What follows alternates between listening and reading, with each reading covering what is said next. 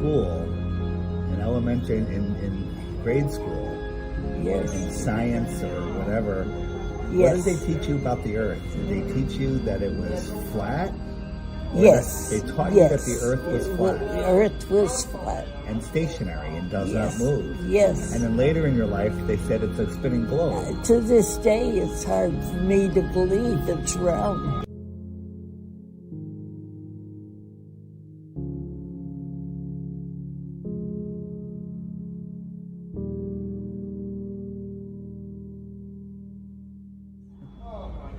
Okay? And I lived a good, quiet life. I was a shy girl, timid, shy. I was used to my animals were my friends. We all love animals. I had a pet pig. Most kids have pet dogs or cats. I had a pet pig, What was his name? Pinky. Did he come when you called him? Oh, he was by my side all the time. Wow. And all of a sudden, Pinky grew up. Got too big. And I come home from walking home from school, and I heard my father say, "Here comes Ruthie, get her out of here." Uh-oh. They had Pinky upside down. All the men, the farm members were They there. harvested Pinky. Well, Pinky had a good life.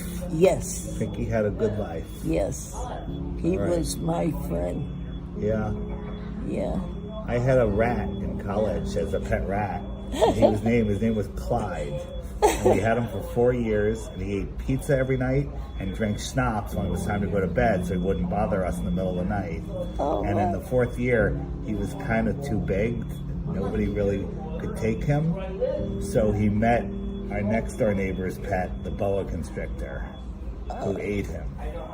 Oh no. So we have a similar story. Yes.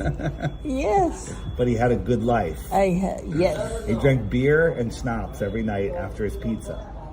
He liked pizza crusts. Is that right? Yeah. No, I never was a drinker. Clyde, the rat, was the A drinker. quiet life. All right. I never knew what beer, liquor, or anything was. I grew up with my father would take us when we got older in the car. I have another question for you. In school, in elementary, in grade school, Yes. in science or whatever, what Yes. did they teach you about the Earth? Did they teach you that it was flat? Or Yes. that they taught you yes. that the Earth was flat The earth was flat. and stationary and does Yes. not move. Yes. And then later in your life, they said it's a spinning globe. To this day, it's hard for me to believe it's round. It's not. It's flat. It is. It is flat and doesn't move. And they're hiding that information from us because they're hiding God. They don't want you to know that we lived in an intelligently designed, created flat Earth. Isn't that amazing? Amazing. Yeah. I'll show you when I'm done talking how it works. But if you look at water, the ocean sea level. Level Right, means flat. Right. And if there was a curve, things would go behind the curve, but they don't. Like when you see a boat disappear behind the curve, that's just because of our eyes can't see it anymore. You get a zoom in, there's the boat again. Oh no. Yeah, and the sun goes down Right. just because if this was the sun, watch, here's the sun, right? Right. And the sun's just going to go away. Look, it's That's setting. right. That's It's what. setting. That's one thing that amazed me. It's flat, and you were right to question it. So I'm a researcher, and I research lots of things. And someone told me about flat Earth, and I told them they were crazy, right? Because I grew up. I grew up. Well, with you the- grew up knowing it was flat. That's right. But in kindergarten, they told me it was a globe, so I believed that my whole life. And then finally, I tried to disprove flat Earth and prove the globe. There's no proof of the globe. Oh no. There's none. It's flat, which is good. It's a good thing.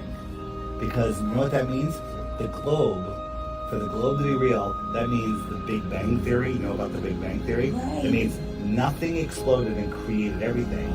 We are random specks in the middle of a giant universe, and there's no God. But a flat Earth, intelligently designed, means that we are the center of creation. Right. We are important. This I'm is a church lover. the Bible is a flat Earth book. There's a book. That's right. There's That's right. I had a big Bible. Yeah. My husband was a very religious man. So you know many verses of the Bible? Yes, I do. The entire Bible is a flat Earth book. There's over 200 proofs of the flat Earth. That's right. Isn't that amazing? Yes, it is. Yes.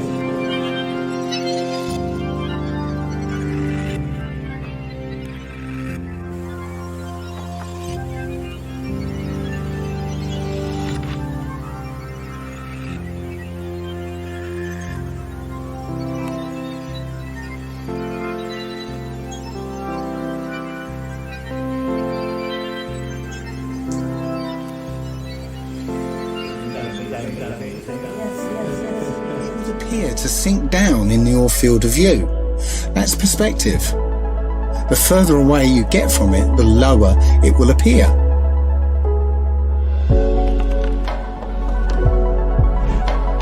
It doesn't physically change its height, it just appears that way to your eyes, until eventually it will disappear behind the horizon formed by your eye's vanishing point. Your eye has an angular resolution of 0.2 degrees, and anything at that height will disappear beyond the limit of your sight.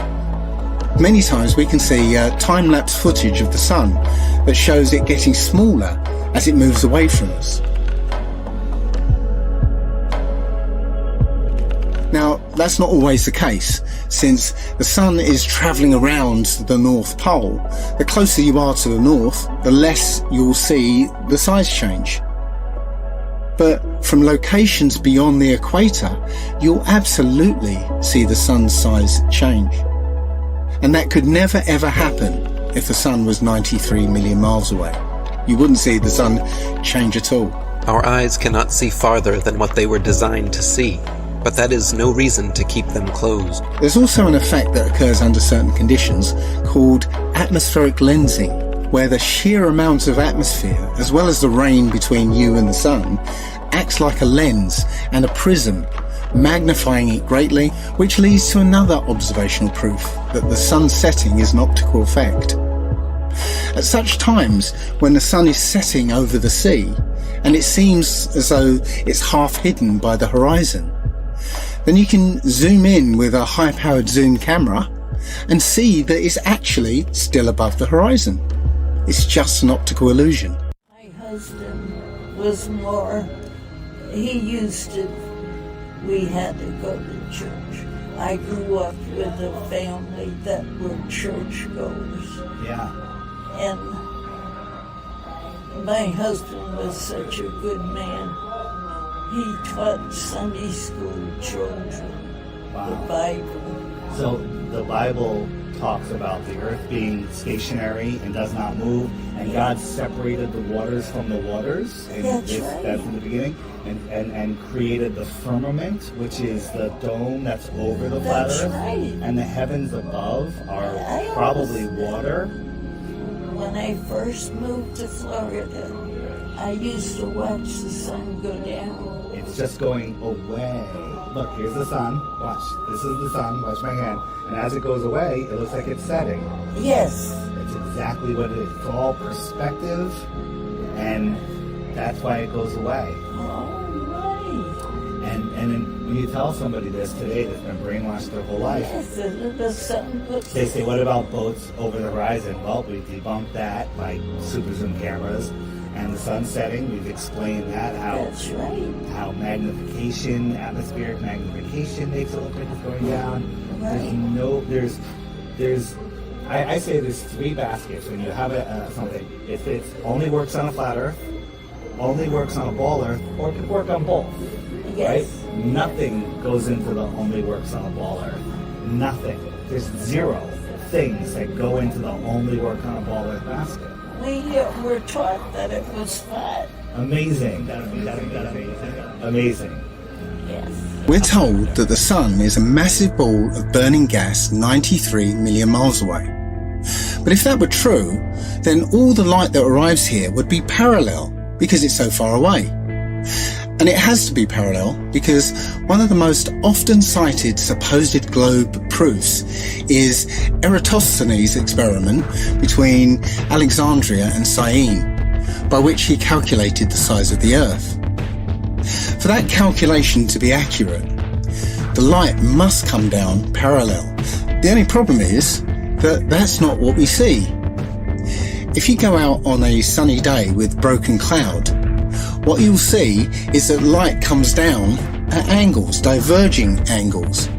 And that means that we can follow those light rays back to the source and triangulate the sun's height above the Earth, proving that the sun isn't millions of miles away.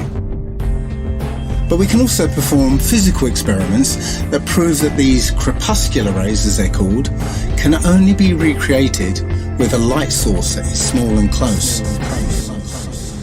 All right, tell me your name. Ruth Heath, Ruth, and how old are you today? 102, 102. So you were born in 1918. 1918. And we were just talking, and I asked you what shape the Earth is, and what did you say? What were you taught in school in elementary school? I was school? taught in school that the Earth was flat. And then what do you remember when they changed it to a globe? Well, when they changed it, I remember when they changed it, but I can't remember the date or anything like that. And did you believe them? Yes, I did. You did. Now, I was young. Right, and we all were told by people that we trust. That's right. Where did you go to school? Elementary school. I went to Spur Glen School in Hamden, Connecticut. I lived on a farm and grew up with all kinds of animals. No electricity. A big white farmhouse. Amazing. And we had to walk to school. We didn't have a bus to take us to school. We had to walk to school and walk home through all bad weather. It was, living on the farm was a life of, I can't explain it. So getting back to the flat Earth, you said that you're religious, that Yes. you follow the Bible. Yes, I do. And are you aware that the Bible is all about the flat Earth? That God put the Earth on the footstool and separated the waters from the waters, and created the firmament. If you read Genesis, I'm not the Bible guy. I have friends that are so good at it, but there's over 200 verses in the Bible that refer to a flat Earth. That's right. And I think there's only one verse that mentions Earth as a circle, but just like this table right here, that table is a circle, Right. but it's flat. That's right. Right. A circle is different than a sphere. A sphere is the same in every direction. That's right. The circle of the Earth. So how does it make you feel to realize that you were right as a kid? It makes me feel better. It does make you feel better, right? Oh, it makes me feel alive.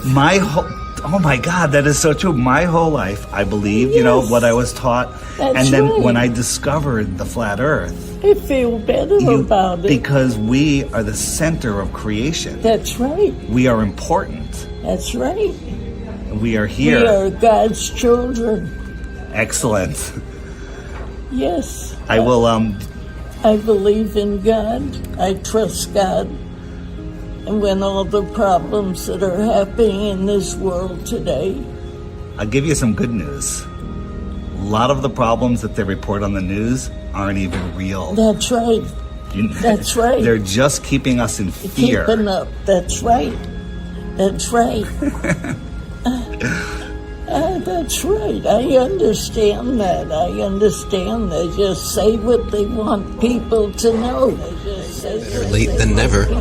Most pilots may have skipped over their training manuals. In their Flight Dynamics Summary, Section 112 explains all you'll need to know about what you're flying over.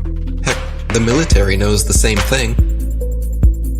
NASA admits it as well. In tons of documents available to the public. They just assumed nobody would pay attention. This comes from the Army Research Laboratory. This one's from the CIA. There's another one from NASA.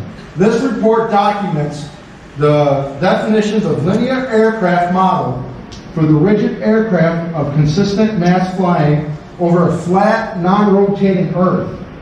This comes right from our own government. They don't care about the Bible. They don't care about life. They only care about I, me, myself, and I. It's a different world. So the globe deception that a lot of people say, and I believe, is literally by Satan to hide God and make people selfish and self-centered and not care and think that there's no consequences for their actions. Right. I pray every night before I go to bed. And one night things weren't happening right. And I sat up in bed and I said, God, where are you? I need you right now. And I'm beginning to wonder, where is God?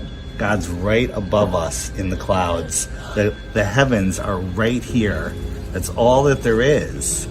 And there's not infinite space. Did you know, wait, let me ask a question, just switching topics a little bit, that we never went to the moon, that was all fake? Why has nobody been to the moon in such a long time? That's not an 8-year-old's question. That's my question. I want to know, but I think I know. Because we didn't go there, and that's the way it happened. Is that right? That's correct. I saw that all happening. Yeah, so did I, and we all believed it, but that was just to reinforce that people to believe they can live on a ball and they could walk on a ball. Nobody's ever been to space because space doesn't exist.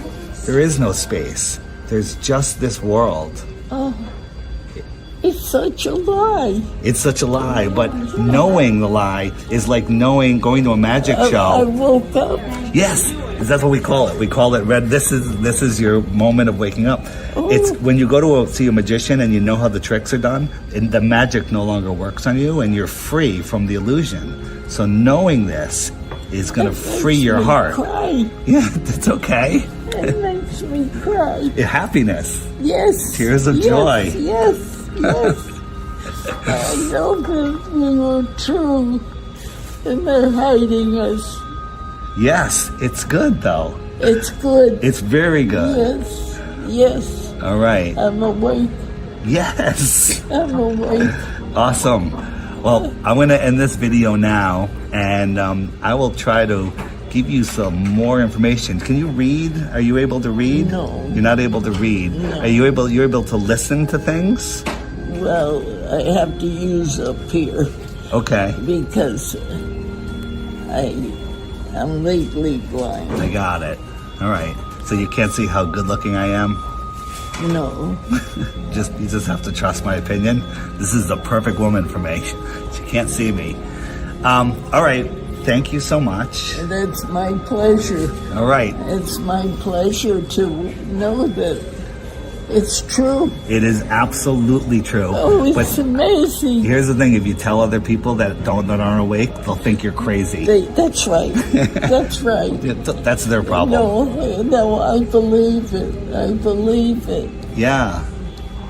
Oh, So good, right? I'm glad we met. I'm so happy. That's awesome. It's awesome. It's right. All right, I'm gonna, this is what I did. I was visiting my mother, and I asked who the oldest, most lucid person was, and they introduced me to Ruth. Ruth, right? Yes. And right. I encourage anyone else that has access to an old age home to do the same, because there's not many people like Ruth left that remember these things. We also talked about the World's Fair that she attended, and she said that the lights were the most amazing part. Most amazing thing. Yeah. I never got over that. I never, all my life, it's right there. The lights were so bright. And living in the darkness for so many years as a child, all of a sudden the world opened up. Amazing. All right, Ruth, thank you. Thank you. I'm amazed. I'm so happy to know it's true. It's true, and God created this world. Yes, and He's right here in the clouds above, close, not in an infinite universe. So good, right? I can't get over it. Made me cry. Made me cry too. Yeah. Thank you. Thank you. All right, Ruth, give me a hug. Here we go. I need it. All right. Thank you. All right, bye-bye.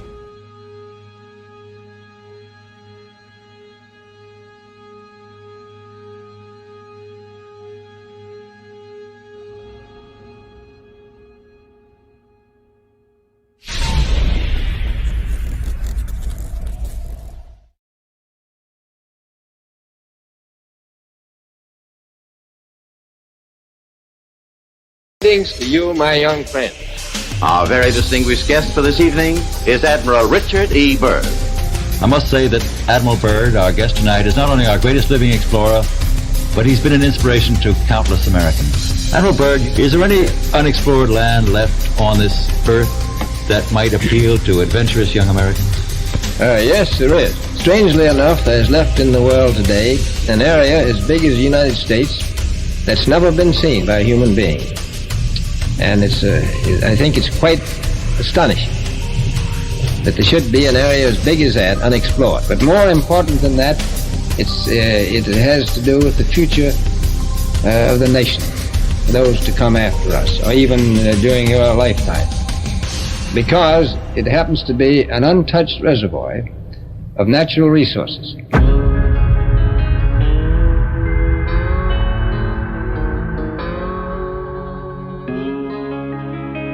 An area as big as the United States that's never been seen by a human being. Since late 2014, one of the biggest things I've heard, the earth is flat.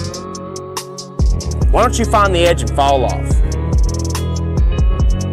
Why don't you make up an expedition and gather people and go find the edge and take a picture of the edge? Well, my response is, can you fall off the edge of a lake, a pond, an ocean? Let's see if you have any imagination left in that brain of yours. And pretend this is all the water in the world. This is the 71% covered earth-filled pond. All the water of the world. So let's just say this is trillions upon trillions upon trillions of gallons. You've got the continents, the islands in the middle. In the center where all compasses point, you can circumnavigate, circle the lake or the pond left or right. But as you venture outwards, towards the banks, towards outer space, what happens? Once you pass that 60th degree parallel and you hit the ice wall, the ice cliff of Antarctica, what happens? Do you fall off the edge? Is there an edge here? Because we know the physics of water is to find and maintain level if you've been paying attention. And also, water must be contained. It is contained. We climb up the banks and we keep going outward, southward. What happens to their control when millions of people travel beyond the 60th parallel? They knew this was going to get out. They knew people were going to wake up. What if Star Wars is true? What if this extraterrestrial, these extra terrains, they're telling us the truth, minus the vacuum of space, because they got to put a Hollywood spin on it, don't they? Star Wars, Star Trek. What if you Globers can have your Star Wars and your Star Trek at the same time? Isn't that awesome? How's that make you feel?